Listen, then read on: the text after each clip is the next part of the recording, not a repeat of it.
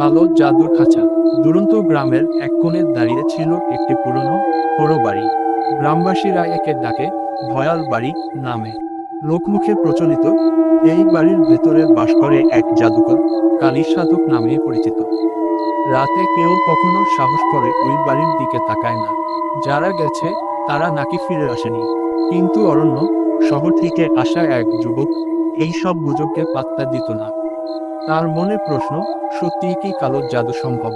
একদিন অরণ্য সাহস করে বাড়ির দরজায় কড়া নাড়ে।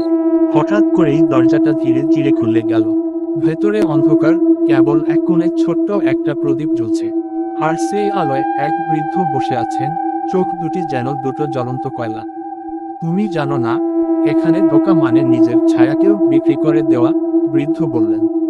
অরণ্য ভয় না পেয়ে জিজ্ঞাসা করল, আপনি কি কালো জাদু জানেন? বৃদ্ধ হেসে উঠল।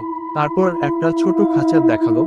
খাঁচার ভেতরে কোনো পাখি নেই, কিন্তু অরণ্য স্পষ্ট শুনতে পেল পাখির কান্নার মতো শব্দ। এটা এক আত্মা, যে তার লোভের কারণে বন্দী হয়েছে এই খাঁচায়।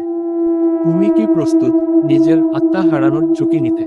অরণ্য পিছু হটতে চাইল, কিন্তু তখন দরজা নিজে থেকেই বন্ধ হয়ে গেল। বাড়ির ভেতরে নিঃশব্দ চিৎকার ভেসে উঠল। পরদিন সকালে গ্রামের মানুষ দেখতে পেল, বাড়ির সামনে রাখা খাঁচাটিতে এবার দুটি কান্নার শব্দ। Dash dash dash.